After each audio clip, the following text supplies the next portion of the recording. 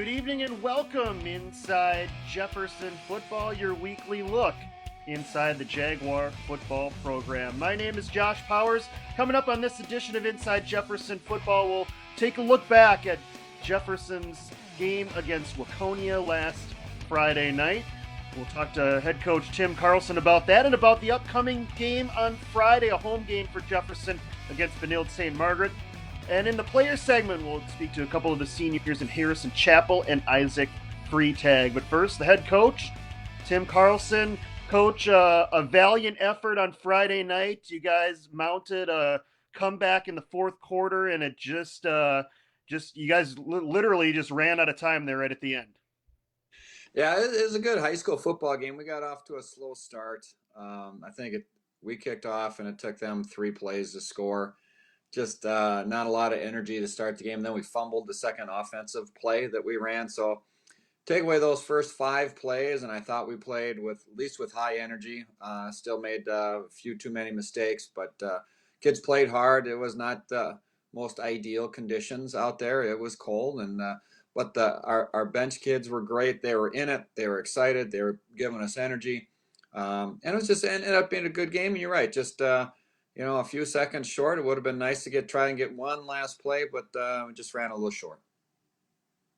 Well, I think you deserved at least one more shot at it, in my opinion, anyways. We take a look at the highlights here, Coach. Special teams chipped in for you guys in the first half, kept you guys in touch in this game. You guys were able to kick a field goal to get you guys on the board. Yeah, we had a nice play coming up before this. We ran a bubble fast. Roosevelt took it 25 yards down to the 2. He actually scored, as we saw later on film, but that's it is what it is. It was hard for the officials to see, but we got to be able to punch it in from the 2-yard line, and we did not do that. Aiden is pretty much money from that distance. He's pretty good. Anywhere from 30 in is pretty much automatic for Aiden. He does a good job. It's a great hold, by the way, by Alan Wynn, our holder, on a high snap, and got to clean up the protection a little bit. But it's nice to have Aiden on our side because he's very reliable. Defense made a key stop here right before the half. Coach, Waconia is driving for another score. You guys were able to force a turnover that kept them out of the end zone. Yeah, just I think it was a series of 2 before this. We had a great 4th down stop here. The kids adjust real well in goal line. You can see they put it on the ground. We pick it up. Nice thing was they weren't going very far with that play anyway. But getting 8, 9 guys to the ball. Great stop right before the half. We just took a knee to get out of it. So that was a great momentum lift going into halftime, only down 3 points. Yeah, I was going to say, I don't think they would have scored anyway, even if that he would have handled that cleanly. It looked like you guys had that covered. Yeah. Let's get to the second half, Coach. And this was a really nice touchdown pass. Great combination for you guys. Just talk about this play. Yeah, this is a 4th down play. We took a timeout before we wanted to get Seth in the game. Talked about it. Coaches up top really like we call it a smash route, where we get Seth to run a sail route, a sail pattern into the corner of the end zone. Carter throws a nice ball here. But if you kind of see the safety 12 there, he'll scoot to his left a little bit right there. And there's where we can put it. And Seth's a good athlete, and that was just well thrown by Carter. But as a play we liked, we wanted to get to. We didn't have the proper personnel out there, so we tried to get them to jump off sides. They didn't, took a timeout, got the right people in, and paid off. And you guys would get the 2-point conversion, so you go from 19-3 to 19-11, and then we'll get to the controversy here at the end, Coach. You force a punt, and you get it with a few seconds left. You kind of throw a little Hail Mary, and you catch it here as time is winding down. Now, we're going to show the whole sequence of what happens on this play, but first talk about this Hail Mary, because you guys do get it complete, and the clock does come to a stop with, I believe, 4 seconds left. Yeah, Carter stands in there, takes it. When we knew it was going to be short, that's Isaac, one of our guests later, catches it. So the clock stops. You can see some excited coaches on the side, and you watch our kids, and they handle it perfectly. The coaches are a little wound up, but you watch our kids, and they do exactly what they need to do. The ball is kind of going all over.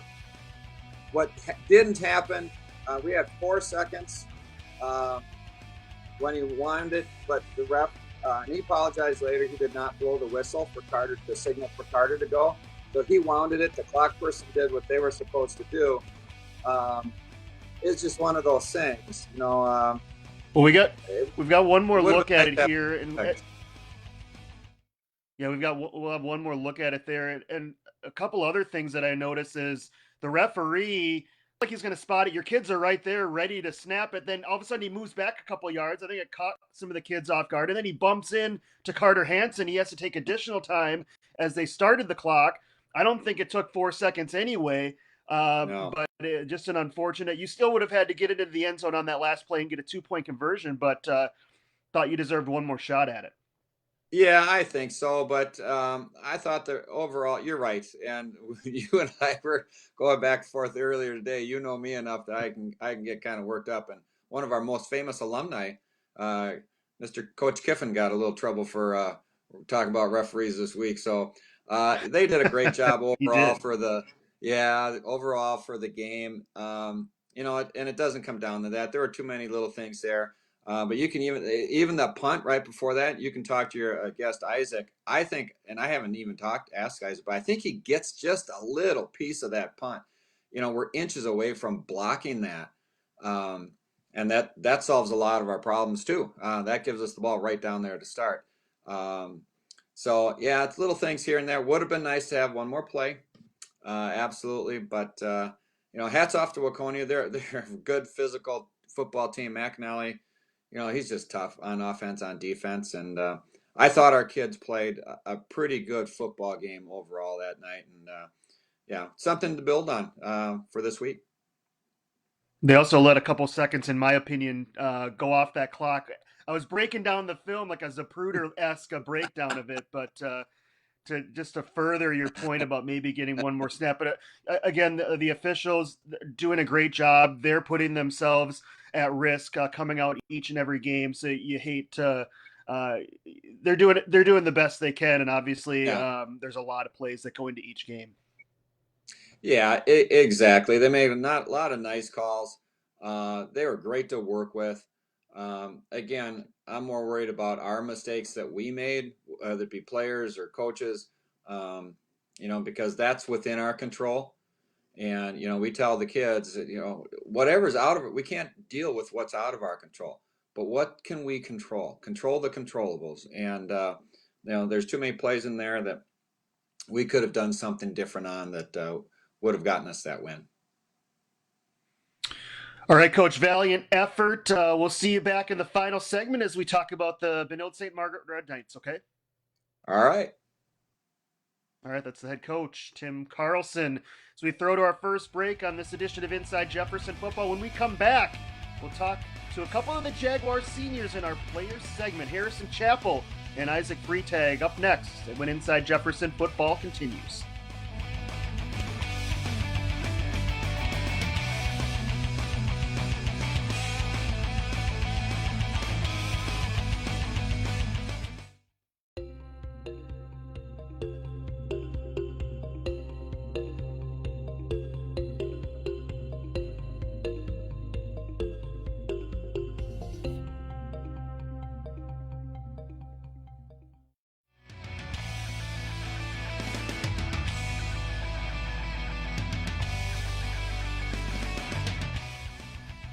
Back on Inside Jefferson Football, the Jaguars get their second home game of the year. Not sure exactly where that game's going to be played yet. We had to move Kennedy's game last weekend. Hopefully, the field will be playable at Bloomington Stadium, but we will find out. Again, Jefferson and Benilde St. Margaret's on Friday night, and we'll have it for you on BEC-TV. Time for the players segment right now. A couple of the seniors join me. Harrison Chappell and Isaac Freitag. Thanks a lot, guys, for joining me remotely. Thanks for having us. Yeah. All right, Harrison, we'll start with you, two-way guy for the Jaguars. You're kind of Mr. Versatility, but how has the season gone? How has the season gone for you, both offensively and defensively so far? Pretty good. I'm getting more time than I expected at the beginning of the year, but I love it. I love playing my positions. I play D end and tight end. I love it, and I'm liking how the season's going so far. I like the quarantine beard. Did you start that when COVID happened? I just shaved mine yesterday, more out of laziness than anything, but it's growing in pretty nicely there for you. Yeah, I decided to try it at the beginning of COVID in like around March, and it my friend said it looked pretty good, so I decided to keep it. Very nice, Isaac. Let's transition to you. Same question for as we asked Harrison, but how has the senior season gone for you? I imagine there's been some bumps in the road with a pandemic and all, but football wise, I'm sure you're glad to be on the field. And how has that been going for you so far? I think it's going very well. I like the set of group that we have, and I like the players. And, I think we work really well together. Give 100% effort every time. Yeah. Let's take a look at this punt here. You late in the game, you guys needed to play down by 8, and coach wanted me to ask you about this because you were very close, or maybe even got a piece of this punt late in the fourth quarter. Yeah. I was flying to the football. I think I just barely got it, but it wasn't enough to completely deflect the ball, which really stinks. But it would have put us on a completely different yard line, closer, and it was really tough. How was the field conditions out in Waconia, Isaac, on Friday? I know there with snow during the week and made things kind of difficult. As a wide receiver, was that did that affect that passing game as any at all on Friday? Yeah, it definitely made the catching a little more tougher, just because of how cold it was. But when you're flying around, kind of stay warm. So Harrison, next for you, what are some of your interests off the gridiron? Pandemic aside, if you could go anywhere and do anything, what are some of those interests that you have off that football field? Ooh, that's a good question. I would love to travel to Europe. One of the places that I want to go really bad is Italy. My mom went to Italy a couple of years ago, and she said it's her favorite place in the world. So if I were to travel anywhere, it would be Italy. Um, During quarantine, I've been playing my saxophone a lot, so I'm getting pretty good at that. That's what I've been doing over quarantine. So, are you part of that Jaguar band program? I played alto saxophone back 2 or 3 years ago when I graduated from Jefferson High School, but no, it was a little bit longer than that. But are you an alto as well? Yes, I'm also an alto. Yeah, I'm in the band. I'm not in the marching band, obviously, because football's at the same Sure. time. But I'm in our school's marching or our school's band. Awesome. How about you, Isaac? What are some of your interests off the field? Pandemic aside, if you could go anywhere and do anything, what would that look like for you? I definitely like to travel to probably like Mexico with my family, or I think maybe Africa, maybe with my dad. But it's kind of a stretch. How about some of those other interests that you have outside of travel, Isaac? What do you do in your free time? I usually just hang out with my little brother, play games, or just sit and talk. Nothing too special. Isaac, what is the makeup of the team this year? Who are some of those senior leaders along with you guys that really carry the team? And it seems like you guys have a pretty strong bond together. Yeah, I think Carter Hansen and Seth Krakow and Roosevelt Cage kind of keep the team on their toes. And, they really motivate everybody else to do better and give 100% effort at all times, and keeps us going. Harrison, second half of the season is going to kick off on Friday for you guys. I know it. High school, you only get 8 games. Usually, it's only so. What has it been like as you maybe now start to even see that regular season coming to a close so quickly? It's pretty sad, honestly. It's been a blast playing with my friends. You know, we're all really good friends on the football team. To see the season go by it feels so fast, and I just got to make 100% out of the time that I have left on this season. Harrison, what's next for you after the football season is over? What's next for the rest of your senior year? What are some of the things maybe next year that you're looking forward to, whether that's college or any other plans that you have so far? Yeah, for the rest of my year so far, I'm playing basketball in the winter, and hopefully that season will go smoothly as well. And as for next year, I'm planning on going to college. I'm planning on majoring in some sort of engineering. How about you, Isaac? What does the rest of your senior year look like, and what are some things maybe in the works after your high school career is over? I have basketball in the winter, and then I have track and field in the spring. And then after that, I'm looking into college for business, and I'm just not sure of what college I'd like to attend yet. All right, guys. To close for each of you, one thing that you personally want to improve on your game for these last 3 games of the regular season. We'll start with you, Isaac. Things I'd like to improve. I'd like to bring one kick return to the house. There you go. That would be a nice highlight. Yeah. What's you, Harrison?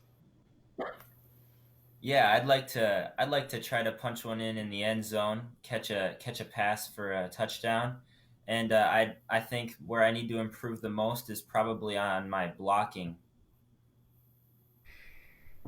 All right. Well, I think Coach Carlson heard both of your lobbying to try to get that ball in the end zone, so we'll talk to him about that final segment. Guys, appreciate the time. Good luck on Friday, okay? Thank you for having us. All right, that's Isaac Freitag and Harrison Chappell on the Players segment. Coming up next, we'll talk to the head coach about Benilde St. Margaret's, the opponent on Friday night for Jefferson, when Inside Jefferson football continues.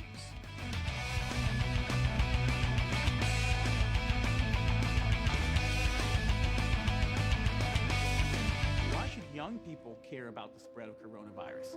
Well, we know that people with underlying medical conditions over the age of 60 are at highest risk, but they've got to get it from somebody. So we're asking everyone to be selfless for others so that we can protect those who are most susceptible. Not going to bars, not going to restaurants. It all just means physical separation so that you have a space between you and others. For more information on how you can social distance, please go to coronavirus.gov.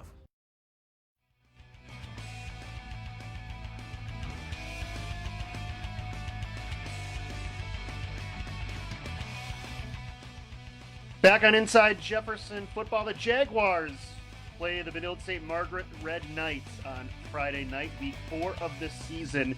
We'll have it for you on BEC-TV, 7 o'clock start, as we talk to the head coach, Tim Carlson. Coach, we just talked to Isaac Freitag and Harrison Chappell. Some things that you want to say about each of those young men. They seem like obviously strong players on the field and great young men off the field as well. I listened to them, and I think how lucky I am, to be honest with you. That's my job. I get to go and hang out with 16, 17, and 18-year-old kids like that. It makes me proud. Their parents should be proud. But it's just a lot of fun. Every day I get to hang out with those guys, and I get to be 18 for a couple hours each day. But I am so proud of the young men they are, and they represent their families well, the team well, the community well. They're quality people, and it makes my job a lot of fun. All right, Coach. Benilde is the opponent on Friday. What do you know right now? We had to move the Kennedy game from Bloomington Stadium to Kennedy High School on their field turf because of the inclement weather. Now, it's supposed to be a little bit warmer this week. What's the current status of the game on Friday, as you know it right now? As of right now, we're hoping the stadium. I'm going out there tomorrow with our AD Chad Nyberg. We're going to go take a look at it. Just checking our grass field that we have here at Jefferson. It'd be very playable. So if and that doesn't rain and so on, it's not as quality of a field as at the stadium. So I'm feeling pretty good about playing at the stadium. At some point, I'd love to play at home. I'd love to play on our turf in an afternoon game just to show people what we have there, because that's I'd love to move there permanently. I think we could do that. But credit to you guys and the BEC group. I watched Saturday's game. I was kind of doing some stuff and had it on, and you guys did a great job under tough circumstances. And you guys, I know you guys always do a great job in all you do, but that Saturday was top notch, and you guys should be congratulated for that. I appreciate that, and obviously we cover your lacrosse, the Jefferson lacrosse at turf, and certainly you have it's very similar to what Kennedy has, and you could definitely play a game there. Let's talk more about Benil, because it's a team that we've seen over the years, and they kind of do what they do. They run that, whatever you want to call it, triple option, veer. Basically, they run a couple of different formations, and then they run a zillion different plays from those formations, and it's very tough to prepare for. Yeah, we're going to see a lot of their they have a tight end and a wing. It's very Eden Prairie like, a lot of the same formations as is Eden Prairie. Chan Hassan used to do more of that, but we'll see a lot of runs to that tight end wing side, and the fullback dive. Petty, who really like tackling a bowling ball. I don't know how you tackle a bowling ball, but he runs hard. He's low to the ground, and he's thick and strong, and they love to run him. He's a very good running back. So then they have that counter coming back off of it. So we know they're gonna, run the ball. Same story, second verse from the first 3 games here this year. And as you may have noticed, we're doing a much better job this year at stopping the run. We've played some pretty good running backs and some good lines, and overall we've done pretty good job of stopping the run, and we need to bring it up another notch against Benilde, because they do run their offense very well. They're very disciplined, and will be tough to stop. This is Benilde against De La Salle. Now we're going to show you 3 clips, and each one of them is using the exact same formation, Coach, and they find 3 different ways to score off the exact same formation. There's the fullback dive I was talking about, and that's Petty, who can run, and he's a strong kid. Guys just bounce off him. But you can see that's the fullback dive from that formation. And what they like to do, if they gain really over 5 yards, I think it is, they'll run the same play. They'll just line up and run the same play again. So you have to be ready for that. Another one here, Coach, again, off of the same formation. I know that because you label them on your huddle feed. I wouldn't know them otherwise. But here they find a different way to score. So we saw the fullback dive, and now through the air. And this is we call it a boot flood. That's hitting the tight end. You'll see the tight end drag across all night long. When they have a tight end wing one side, they typically don't throw to that side. They go to the other side, and that tight end is a big kid, blocks well, catches well. He'll drag across, and similar to plays that we have, or most teams have, you have someone in the flat, shallow, then the tight end at the second level, and then you have someone deep, and the quarterback just reads the levels. He goes from short to deep. We'll look at one more here, Coach. So we saw the fullback dive, we saw through the air, and now I believe this is going to be the slot receiver coming around for the handoff. Little counter, counter to it. They set it up by running a sweep to the first guy. They've got about 1 million blockers out there too, by the way. Yeah, and they lead with the tight end. They've changed it from a year ago. They used to pull the tackle. Now they pull that tight end, who's, like I said, is a good blocker. So it'll look like the sweep that they run that same direction and come back with the counter. The one thing with an offense like this, the line takes you when they'll pull to the play every time, and that's what we have to train our D-line and linebackers. Trust your reads, because they'll take you to the play. There's a lot of stuff going on that can catch your eye. We call it eye candy a lot of times, but just trust those reads, and they'll take you to the play. Last one, Coach, some keys. I would imagine against an offense like that, maybe the best game plan is for your offense to possess the ball. But other than that, what are some things that you need to do on Friday to get that win? Well, offensively, we need to run the ball better than we did a week ago at Waconia. and I'm blanking out on the yardage, but we didn't run the ball like we had the first 2 games. We need to get back to being able to run the ball a little bit better than we did, which helps us control the clock, helps us, again, keep the ball away from Benilde, but it sets up our play action game, and we're a play action team. So we need to run the ball better. Defensively, I've been real happy since about the second half of Chanhassen and how we've tackled. And we have to hit low, and we're doing a better job of that. We're starting to create some more turnovers, got a couple turnovers at Waconia. We have to continue to do that. And then I love the jump in our special teams, and we have to keep doing that. Isaac talked about taking one to the house. I would love to see Isaac take one to the house myself, or 2. I don't want him to think he has to settle for one, but we are close. The blocking on our kickoff team was much better. You're seeing we're so close. We've blocked 1 punt. I think had a couple of fingertips again, but hopefully we can get one again this week. And but turnovers, and then we can't the penalties. We got to reduce the number of penalties that we have. And again, you can't make mistakes against a good team like Benilde. They're disciplined, and they won't make many mistakes. All right, Coach. It'll be fun to watch you guys back wherever it's going to be played on Friday. We'll find out during the course of the week, and hopefully we'll have a game for you somewhere. It sounds like we will. Weather's supposed to get better, so we'll see you somewhere on a Friday night at around 7 o'clock, okay? All right, looking forward to it. All right, that's the head coach, Tim Carlson, as we wrap up this edition of Inside Jefferson Football. The Jaguars and Benilde St. Margaret Red Knights on Friday night. Location TBD, hopefully Bloomington Stadium, but either way we'll have it for you on BEC-TV. And of course we'll catch up with the head coach on next week's edition of Inside Jefferson Football. For our entire crew, this is Josh Powers saying good night from our virtual studios.